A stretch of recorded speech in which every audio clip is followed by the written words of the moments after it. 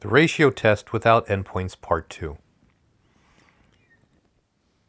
For a series, the sum from some number to infinity of a sub n, we can take the ratio of the terms way out in infinity.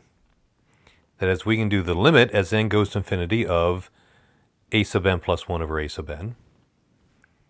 And we know that if this ratio is between negative 1 and 1, then the series will converge. If the series is greater than 1 or less than negative 1, the series diverges. But if that ratio goes to 1, then we need to use a different test.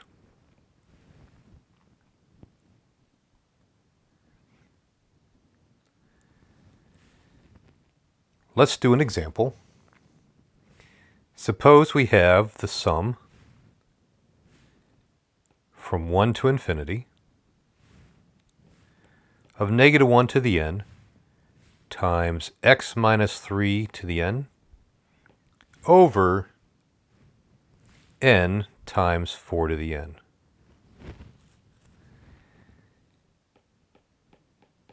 And I want to find the radius and interval of convergence, not including the endpoints, of this series. Instead of explaining up front what these are, let's go through the work and I'll show you how to get this by using the ratio test. So on a problem, anytime you see radius or interval of convergence, I want you to think, do the ratio test. As a clue, that's what you need to do. So the ratio test says, let's do the limit as n goes to infinity of the nth plus 1 term, so x minus 3 to the n plus 1. Now, why did I ignore the negative 1 to the n? It's because we're doing absolute value, and we don't need it. And then over n plus 1 times 4 to the n plus 1. Dividing by the nth term means we'll flip and multiply the nth term.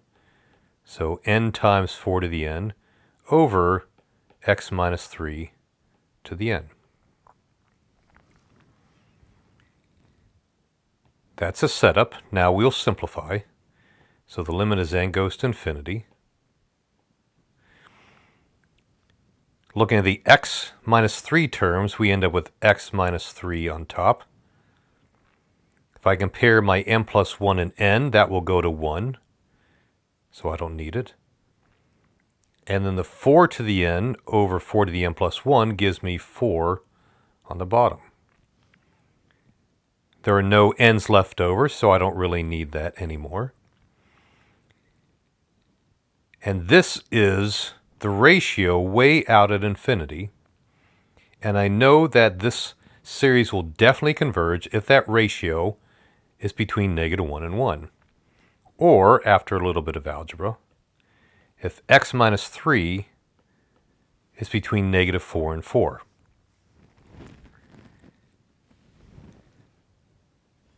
So you can do algebra, but I like to draw a picture instead. Because what this means right here is all x's that are no more than 4 away from my center of 3. So I'll put my center 3 and say it again. My series will converge for all x's that are no more than 4 away from my center of 3. So 4 away from my center of 3 gives me either 7 or negative 1. This number right here is called the radius of convergence.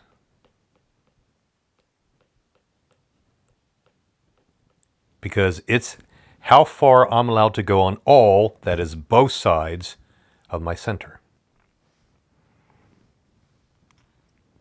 And then the interval of convergence, well, is exactly -1 to 7.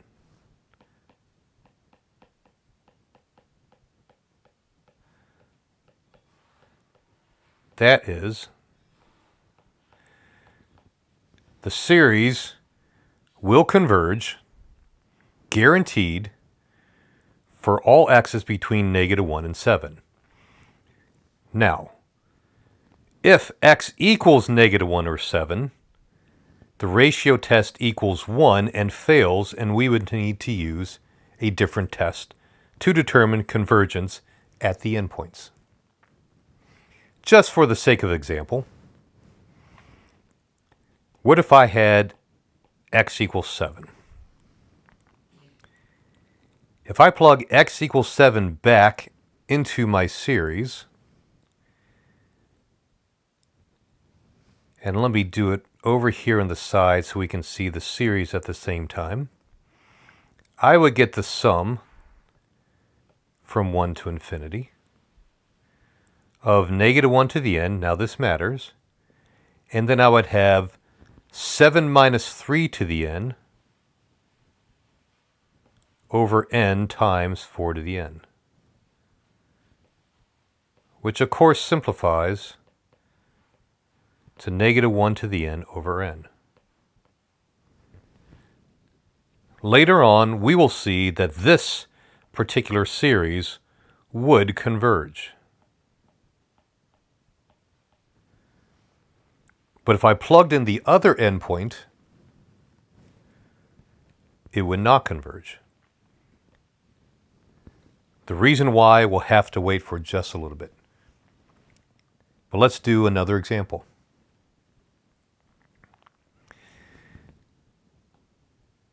Let's look at the Maclaurin series for cosine of x.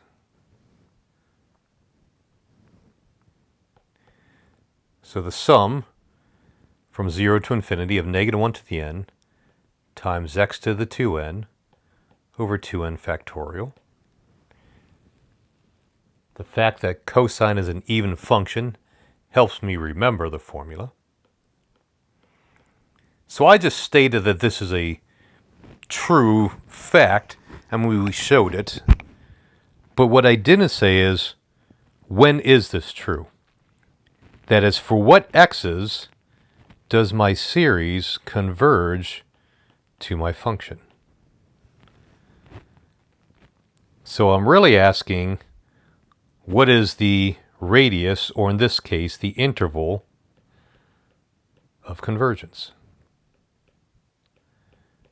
Again, for what x's does my series actually equal cosine of x?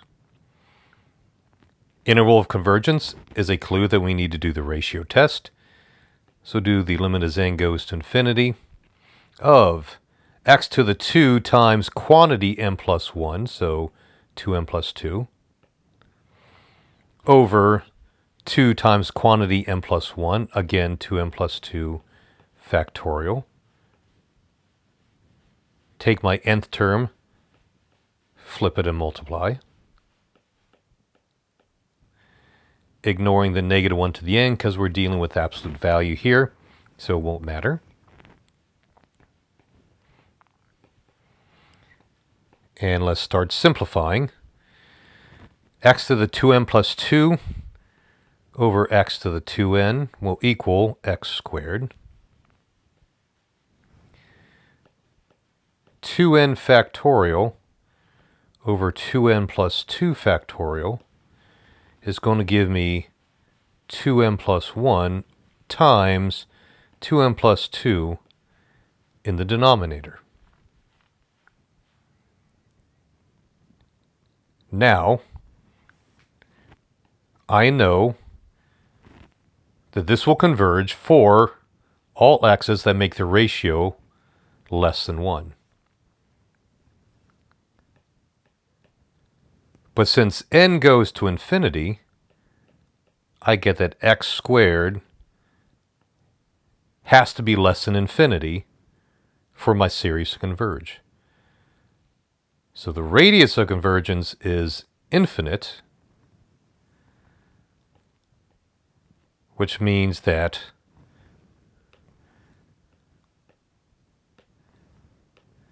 the interval of convergence is all real numbers. So the series that we've been using, the Maclaurin series, converges the cosine of x everywhere.